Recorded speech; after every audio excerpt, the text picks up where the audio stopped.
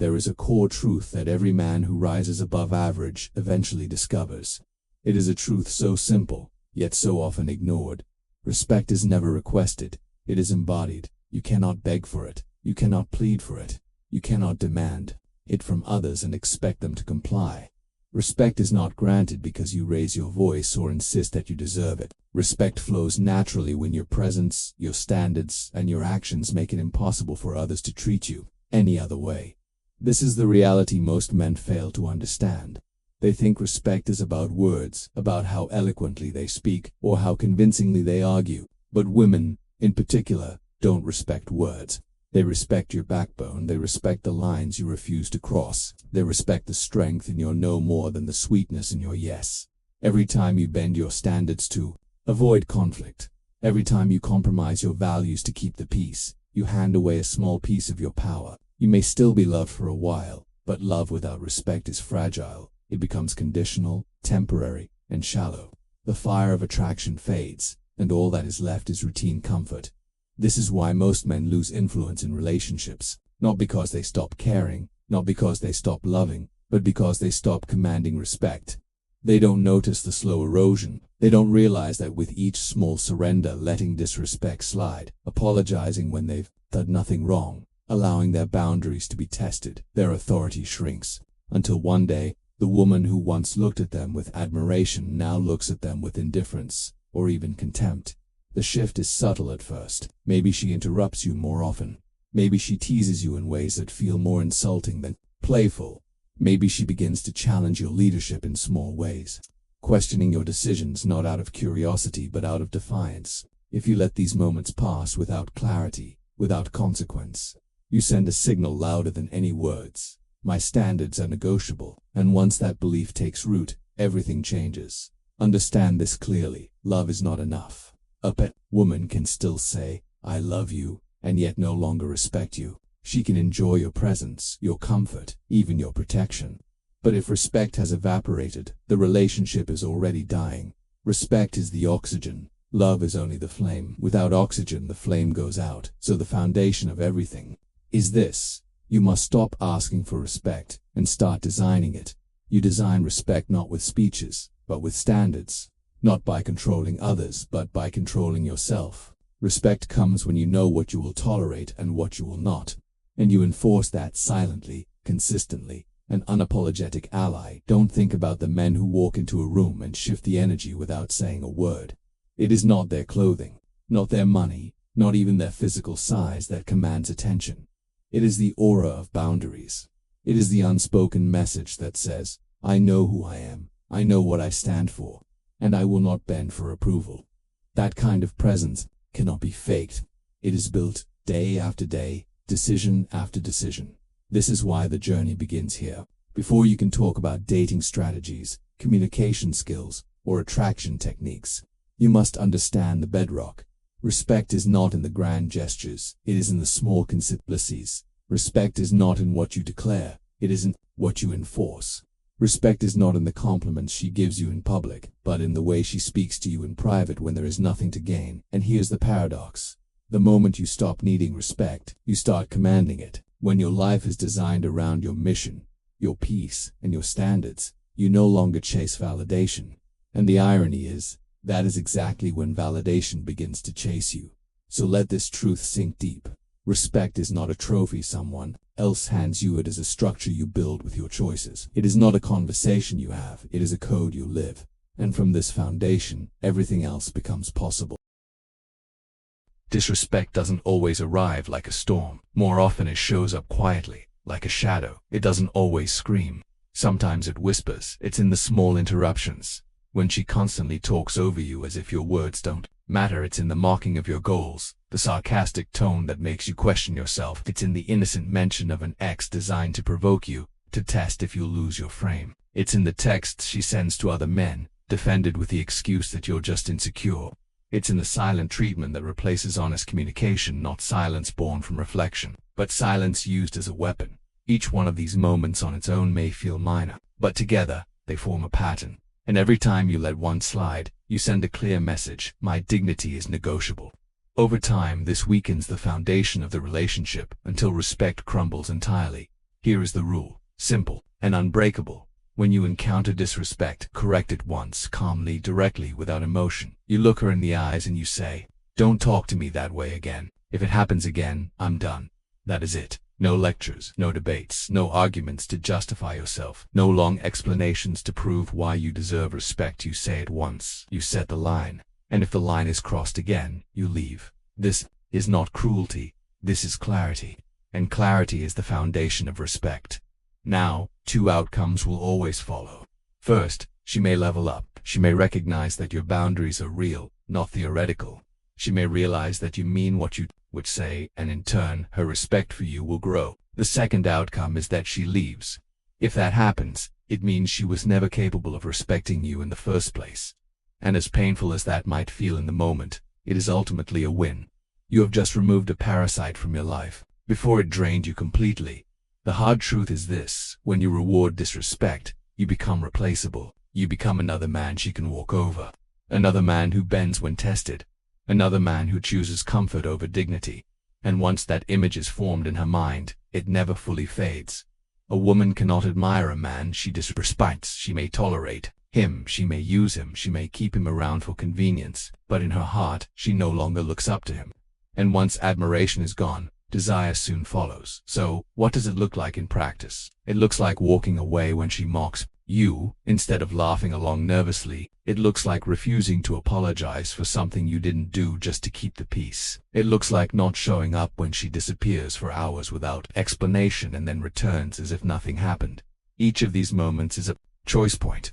Either you reinforce your boundary and strengthen her respect, or you surrender it and weaken yourself. It's important to understand women don't test boundaries because they are cruel. They test because they are wired to seek strength. They want to know if your standards are real or if they collapse under pressure. A man without boundaries may feel safe at first, but in reality he is not safety, he is softness. And softness is not trusted. Softness gets walked on, not walked with. When she challenges your values, your direction, your authority, and you cave, she doesn't feel loved, she feels unsafe. Because a man who cannot defend his own dignity cannot be trusted to protect her. But when you enforce your boundaries calmly, firmly, and consistently, everything shifts. You don't need to raise your voice. You don't need to slam doors. You don't need to explain endlessly. You simply refuse to remain where disrespect is present. Over time, this transforms you. Not just in relationships, but in every area of life. Your friends, your co-workers, your family, they all learn how to treat you by watching what you tolerate. If you allow yourself to be belittled, that will become the standard. But if you enforce your worth, they will adjust. This is the paradox of boundaries. What feels harsh in the moment builds harmony in the long run. What feels uncomfortable at first creates safety and admiration later. Because people respect the man who respects himself. So remember, disrespect doesn't need to be loud to be dangerous. It can whisper, it can creep, it can chip away at you slowly. Your job is to catch it, call it out once, and never reward it again. That is how you move from being replaceable to being respected. Peace isn't something you stumble into by accident. Peace isn't a prize you get at the end of a race. Peace is something you defend every single day, with discipline and with intention. Most men don't realize how easily they give it away. Every time you answer chaos instantly, every time you argue with people who don't matter, every time you feel the need to justify yourself to doubters, you leak power. Each leak might feel small, but over weeks and months, those leaks leave you hollow. A man without peace is restless. He wakes up already behind. His mind is scattered, jumping from one distraction to the next. He's always available, always explaining, always reacting. His attention is pulled like a puppet string by texts, by gossip, by the moods of others. He isn't living with clarity. He's living in survival mode. And the tragic part is this: without peace, a man cannot build anything solid. Not a business, not a legacy, not even a relationship worth keeping. Guarding your peace means becoming intentional about what and who you allow into your space. It means designing a life where access to you is earned, not given away freely. Not everyone gets your time. Not everyone gets your energy. Not everyone deserves your attention. That begins with one word: no. You say no without explanation. You stop attending gatherings that drain you. You protect your mornings, because those first hours shape the rhythm of your entire day. You build routines that keep your mind still and your spirit sharp. You stop giving away your presence to people who haven't earned it. At first, this will feel uncomfortable. People will complain. They'll call you distant, arrogant, selfish, or cold. But remember, the only ones who will complain about your boundaries are the ones who benefited from you not having any. When you guard your peace, the wrong people will fall away. And that is not a loss. That is a filter.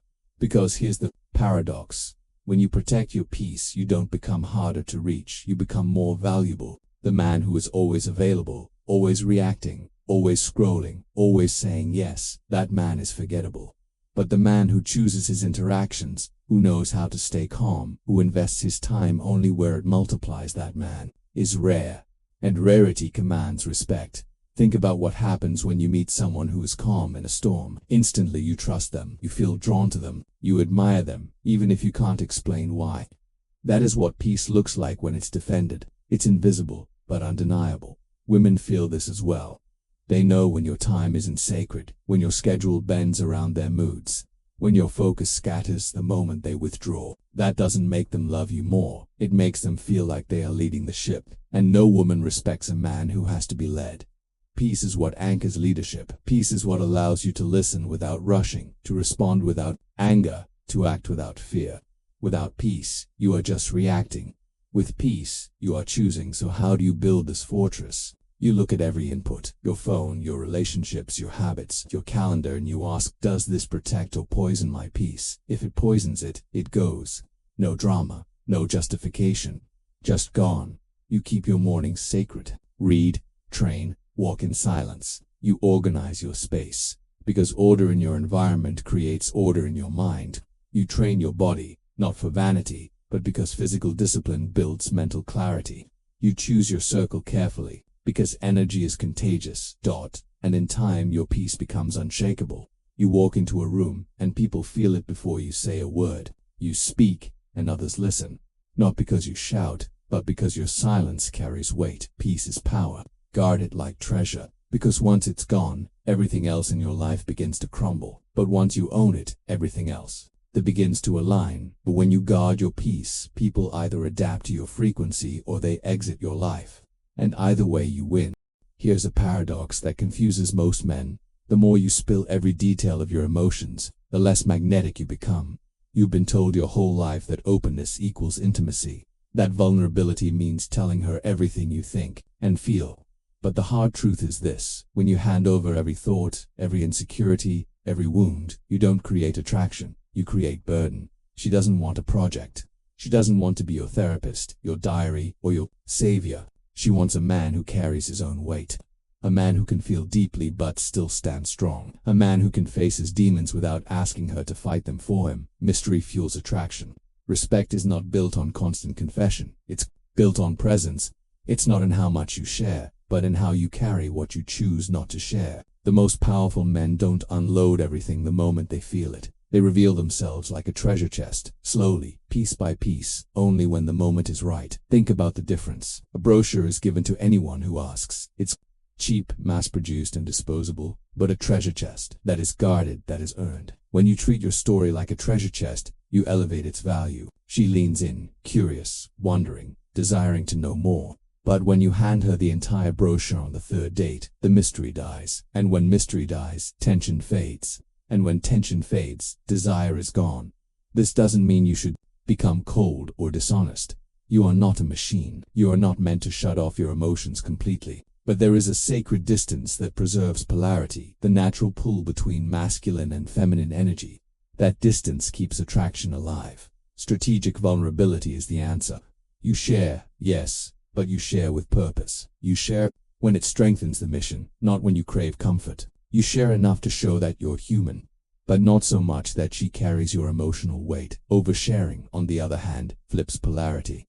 When you pour out your anxieties, your doubts, your unprocessed emotions, she may comfort you for a moment, but something subtle shifts in her eyes.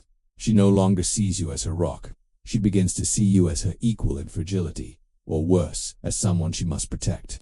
And though she may never say it out loud, her respect begins to fade. The most respected men you know rarely talk about themselves. They don't need to. Their presence says everything. They reveal glimpses, not blueprints. They don't chase connection through endless words. They create intimacy through action, through steadiness, through restraint.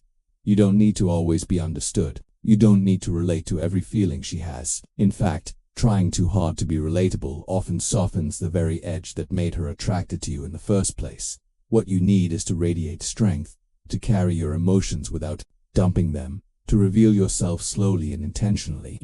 Like a sunrise, gradual, beautiful, earned. This is how you keep your edge. This is how you keep her attention. This is how you remain magnetic long after the honeymoon phase. So remember the paradox. The more you spill, the less powerful you become. Hold back not out of fear, but out of wisdom. Speak when it matters. Share when it serves the bond. Let her earn the right to your depth. Because when you treat your story like treasure, she will value it as treasure. But when you hand it out like a brochure, she will treat it like a brochure, something ordinary, something disposable. Mystery fuels attraction. Restraint builds respect. Presence creates intimacy. Never forget it. Control doesn't mean being emotionless. It doesn't mean shutting down, becoming cold, or pretending you don't feel anything. Real control means this: owning your emotions so deeply that no one else can steer them. Every man feels anger. Every man feels jealousy, fear, desire, excitement, and disappointment. But most men live like slaves to those feelings. A comment can ruin their day. A withdrawal of attention can make them panic. A sarcastic jab can push them into defensive arguments. In that moment, they are no longer in control of themselves. They are being controlled by someone else. This is the test women often give, whether consciously or unconsciously. She pokes, she withdraws, she provokes. Not to destroy you, but to see if you are real. To see if your strength is foundational, or just situational. If you flinch, chase, argue, or explode, you reveal weakness. You show that your frame is fragile, that your emotions can be hijacked. But when you breathe, when you pause, when you respond with calm clarity, the game changes. Stillness in chaos is power. Calm attracts clarity. And clarity attracts everything. Think about it. In a storm, who do people look to for leadership? Not the one who panics, not the one who shouts, not the one who scrambles. They look to the one who stands steady, unshaken, focused. The same principle applies here. When your emotions remain sovereign, you instantly separate yourself from most men. And here's the paradox. Women don't actually want a man who never feels. They want a man who feels deeply but remains unshaken. They want a man who can hear her anger without collapsing, who can sit in her silence without begging, who can absorb her storm without losing his ground. Because only then does she feel safe. But you can't fake this. You can't pretend to be calm while boiling inside. That tension always reveals itself. Mastery starts with awareness. You must learn to notice the trigger before it pulls you. The insult, the withdrawal, the challenge. It enters your space. And there, in the gap between stimulus and response, you make your choice. React or remain. That gap is small, but that gap is where kings are born. The man who reacts instantly is predictable. He's easy to control, easy to provoke, easy to manipulate. But the man who observes, who waits, who breathes before responding, that man is rare. And rarity commands respect. When you master emotional reactivity, you begin to see what others miss. You hear not just the words spoken, but the motives underneath. You stop needing the last word, because you know silence can be louder than noise. You stop explaining yourself to people who aren't qualified to judge you. You start living like your attention is gold, and you spend it only where it multiplies and people notice. The ones who used to provoke you grow frustrated because they can no longer move you. The ones who respect strength are drawn to you because calm creates gravity. You begin to walk differently, speak differently, and people treat you differently. Even in everyday life, this mastery changes everything. You walk into a meeting where your idea is challenged, and instead of defending frantically, you remain composed. You face betrayal from a friend, and instead of retaliating, you quietly withdraw your presence. You hear rumors about yourself, and instead of panicking, you let the truth reveal itself in time. You get ghosted, overlooked, or rejected, and instead of crumbling, you rise in silence. This is how you separate yourself from the masses. Because most men confuse passion with reactivity. They think exploding in anger shows strength. They think chasing after rejection shows persistence. But in reality, those are signs of weakness. True strength is quiet. True power doesn't need to prove itself. When your mood can't be hijacked, people stop testing you and start respecting you. Because nothing is more intimidating and nothing is more attractive than a man who cannot be moved from his frame. The ultimate boundary is detachment. It is the line that very few men are willing to cross, but it is the one that defines them. The man who can walk away from disrespect, from chaos, from comfort that insults his soul, that man is untouchable. Most men stay. They stay in jobs that suffocate them, trading years of their life for security that feels more like a prison. They stay in friendships where loyalty has died, tolerating disrespect because they fear being alone. They stay in relationships that have long since lost admiration, enduring daily cuts to their dignity because they cannot imagine starting over. Why? Because they are afraid of change, afraid of silence, afraid of the unknown, and fear chains them to mediocrity. But the man who is willing to walk away, that man is free. He is not bound by fear, by addiction, or by the opinions of others. He is loyal, yes, but first and foremost, he is loyal to himself. He knows that nothing external is worth sacrificing his core. Staying only makes sense when your standards are met. Stay with a woman not because you fear losing her, but because she adds peace and growth to your life. Stay in a job not because it pays the bills, but because it aligns with your mission. Stay in friendships not because of history, but because of mutual respect. The moment those conditions vanish, you must be willing to step away. This doesn't mean you lack love. It doesn't mean you are heartless. It means you love your values more than you love attention. It means you love your peace more than you love comfort. It means you love the man you are becoming more than the approval of others. Women sense this. They know when you are staying out of desperation. They know when you are addicted to their presence. And the man who clings out of fear will always be tested, pushed, and slowly disrespected. But the man who is willing to walk, she feels it. And because she feels it, she brings her best. She knows that if she disrespects him, he won't argue, he won't plead, he will simply leave. And that knowledge shifts everything. Walking away is not cruelty. Walking away is clarity. It is the declaration that your dignity is not negotiable, that your mission cannot be traded, that your self-respect is the highest, non-renewable resource you possess. And here's the paradox. The real growth doesn't happen while you cling to something that no longer serves you. The real growth begins after you let go. In the silence that follows, you meet a new version of yourself. The one who doesn't tolerate crumbs, the one who doesn't beg, the one who doesn't shrink to be accepted, the one who refuses to sell his soul for temporary comfort. This is when life begins to filter itself. When you are willing to walk, mediocrity falls away on its own. People who drain you disappear. Opportunities that insult your mission vanish. And what remains is a circle, a career, a relationship, a life that reflects the highest standard you've set for yourself. Detachment is not coldness. Detachment is divine. It is what allows you to stand tall while others bow. It is what frees you from the cages of validation. It is what transforms your energy from needy to undeniable. And this is the final truth. Respect is not something you demand, it is something you design. By refusing to tolerate disrespect, by guarding your peace, by keeping mystery alive, by mastering your emotions, and by being willing to walk away, you create a life where respect becomes inevitable, because the man who can walk away from anything that insults his soul, that man can never be ignored.